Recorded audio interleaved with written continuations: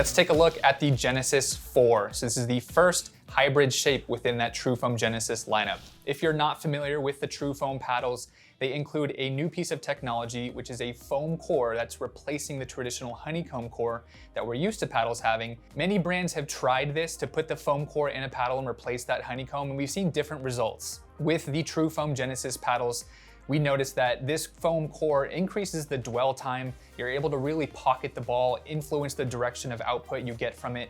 This sounds like all control aspects to the paddle, but that pocketing and then the springiness to them really increases the power they generate as well. So that foam core, from what we've seen with the TruFoam Genesis paddles, is very high in power, very high in control. Obviously, two aspects we're looking to increase wherever we can. The CRBN TruFoam paddles have come in 3 shapes up to this point, the 1, 2, and 3.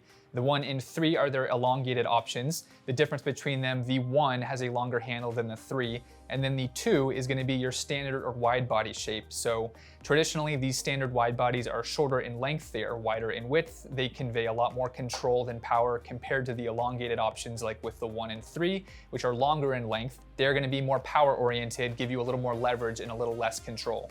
With the Genesis 4, we are seeing the first hybrid shape to enter the lineup. So this is going to sit between the length of the 1, 3, and 2 and the widths to convey a good balance of power and control. Additionally, if you'll notice between the other options in the lineup, the tapered head. So this is going to have a rounded top instead of a flat one, and a similar design otherwise. What we've seen with other paddles with that tapered top is it's going to expand the sweet spot, so you're able to hit a little more off center, and because of that rounded top, there's not as harsh of a response, so it's a little more predictable output. These paddles, with the amount of pocketing and dwell time that foam offers, have already been higher on the control side, so adding this rounded top is going to further increase that. So even though it is a hybrid shape, supposed to strike a good balance of power and control, we found the shape difference in addition to the length and width make it a very control-oriented paddle that has a surprising amount of power. To convey the overall feel of these paddles and kind of match if you're the right player for them, we took them on court. We got the feel for it. We'll offer our opinion on how they felt from gameplay, and then we took it back to our warehouse, threw it on our machine that can measure the swing weight, twist weight, weight, and balance to see if the stats that came from the spec differences matched up to our feel on court. So starting with power, first thing we noticed on court, this paddle felt very similar to the TruFoam Genesis paddles we've tried in the past between the 1, 2, and 3. As far as the difference with the hybrid shape compared to the elongated or standard, we felt that the power it had on court, the feel it generated on drives, on putaways, was very similar to that of the 1 and the 3, the elongated shapes. But when we took it back to our studio and measured the swing weight, we were surprised to find that the swing weight was very similar to that of the 2, the wide body standard shape, and it was about 5% less than the 1 and 3. So the differences, I think, between what we measured and what we felt, I think has a lot to do with the rounded top of this paddle. So we know this design difference can expand that sweet spot. Some people think it would also take down the amount of power. There's always that trade-off when you increase control, you oftentimes decrease power.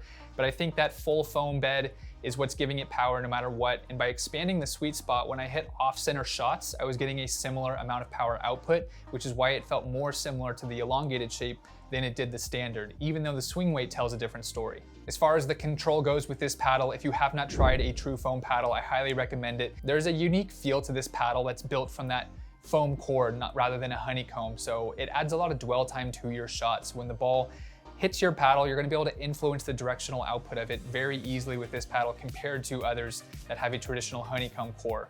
To me, this felt the most similar to what I've experienced with the Gearbox Pro Ultimate paddles. So these, to me, had the most dwell time and feel. Just people complained about the amount of power they generated, so if you didn't fully set up for a shot or have a ton of confidence behind it, you were rocketing that ball off the court. The TruFoam paddles seem to convey just the perfect balance of it has the dwell time, it lets you influence your shot and direction, but you don't have to worry about overpowering the ball with too much dwell or too much of a trampoline effect. So more than we typically see with honeycomb core, less than we've seen with the kind of ceiling of dwell time that I would get from a Gearbox Pro Ultimate paddle. Specifically within the TruFoam lineup, having brought it back to our warehouse and measured the twist weight, which kind of gives us an idea of how much stability it has, especially on those off-center shots. Not surprised to find the twist weight sat right between that of the 1, 3, and the 2, so it had a higher twist weight than the elongated shapes. It had a little bit less twist weight than that standard shape. Due to the increase in the sweet spot, I think you can get away with a lower twist weight but still have confidence in the control the paddle offers. Across the board, it still felt like a power-oriented paddle, but I did enjoy that it had a little less power and more control than the elongated shapes, but definitely more power than that standard or wide body 2 option. So we enjoy the process of doing these on-court reviews, getting the feel for it from our experience. We like to play a skinny singles, play defensively, skinny singles, play aggressively, full court singles, same lineup to get a good idea of the amount of control and power it has from different play styles, so we can kind of match your play style with the components of the paddle that it is best suited for. To further kind of enhance that experience and give you an in-depth review, we were able to measure them with our machine behind me. So this is a head 4-in-1 diagnostic center. 2 things we do differently than what you're seeing in the market is this machine grabs the paddles from a different point than other machines do. It's actually 10 centimeters above the grip. Our industry standard for some reason seems to be 5 centimeters above it. We don't feel that this is an accurate place for where you would hold the paddle in your hand, which is accurately the middle of my hand, gonna be at that 10 centimeter mark. 5 centimeters measuring from this point would require that your hand hang off the butt cap of the paddle.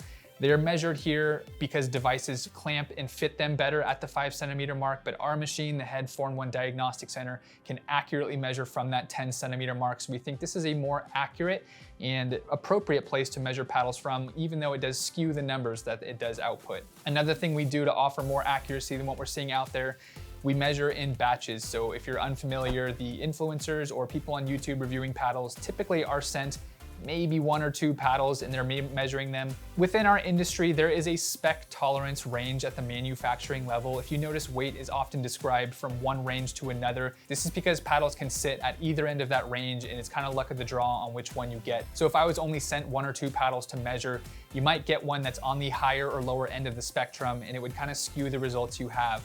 Luckily, since we're a retailer who sells a big bulk of product, we're able to throw a lot of these on our machine and take the average that we measure from them. So this kind of rules out outliers. It rules out any one paddle that was on the heavier end being misrepresented in stats. With the accuracy of our machine, the confidence we have from where it measured, and the bulk, we're offering the most accurate information you can get out there. Overall, our takeaway from this CRBN TruFoam Genesis 4 paddle is it has a great balance of power and control, a unique feel due to that dwell time it offers. It's not too much power, it's not too much control. It is truly a great balance of both. If you're interested in this paddle or any others, check it out at pickleballwarehouse.com.